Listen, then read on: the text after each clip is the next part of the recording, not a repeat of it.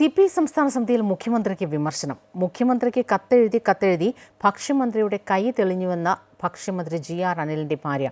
മുഖ്യമന്ത്രിയുടെ കാലിത്തൊഴുത്തിനും പശുക്കൾക്ക് പാട്ടു കേൾക്കാനും കോടികൾ ചെലവിടുന്നുണ്ടെന്നും വിമർശനം. പാർട്ടി വകുപ്പുകളോട് ഭിന്ന നയമാണ് സ്വീകരിക്കുന്നതെന്നും ആലോചനയില്ലാതെ തയ്യാറാക്കിയ ബജറ്റാണെന്നുമുള്ള വിമർശനങ്ങൾ നേതാക്കൾ പങ്കുവച്ചു. യോഗം ഇന്ന് സമാപിക്കും. സംസ്ഥാന ബജറ്റുമായി ബന്ധപ്പെട്ട് പ്രതിപക്ഷം സർക്കാരിനെ മുൾമുനയിൽ നിർത്തുമ്പോഴാണ് വിമർശനവുമായി ഭരണകക്ഷിയിലെ രണ്ടാമത്തെ പാർട്ടി തന്നെ രംഗത്തെത്തിയിരിക്കുന്നത്.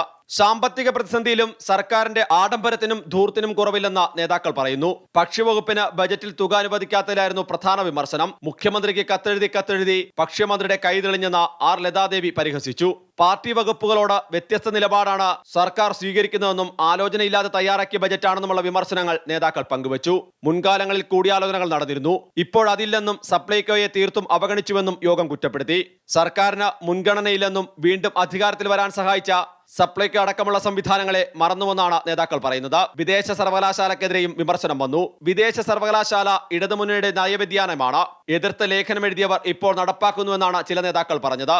വിദേശ സർവകലാശാല വിഷയത്തിൽ നയവ്യതിയാനമുണ്ടായി എന്ന് സംസ്ഥാന സെക്രട്ടറി ബിനോയ് വിശ്വവും സമ്മതിച്ചു. വിഷയം മുന്നണിയിൽ ഉന്നയിക്കണമെന്നും ആവശ്യമുയർന്നു. വിമർശനം കടുത്തതോടെ തെരഞ്ഞെടുപ്പ് കഴിയുന്നവരെ ഒന്നും പുറത്തു പോകരുതെന്ന നിർദ്ദേശം നേതാക്കൾക്ക് നൽകിയിട്ടുണ്ട്. പറയേണ്ട വേദിയിൽ കാര്യങ്ങൾ പറഞ്ഞിട്ടുണ്ട്. അനാവശ്യ ചർച്ചകളിലേക്ക് പോകരുതെന്ന് നേതാക്കളോട് നേതൃത്വം അഭ്യർത്ഥിച്ചു. ബജറ്റിൽ CPIക്ക് അതൃപ്തിയുണ്ടെന്ന വാദം ധനമന്ത്രി തള്ളിയതിന് പിന്നാലെയാണ് കൂടുതൽ നേതാക്കൾ വിമർശനവുമായി രംഗത്തെത്തിയത് എന്നുള്ളതാണ് പ്രധാനപ്പെട്ട കാര്യം. ഏതായാലും ബജറ്റിനെ സംബന്ധിച്ചുള്ള പ്രതിപക്ഷാരോപണം രാഷ്ട്രീയം മാത്രമാണെന്ന CPM പ്രതിരോധമാണ് ഇതോടെ ഇല്ലാതാവുന്നത്. അമൃത ന്യൂസ്, തിരുവനന്തപുരം.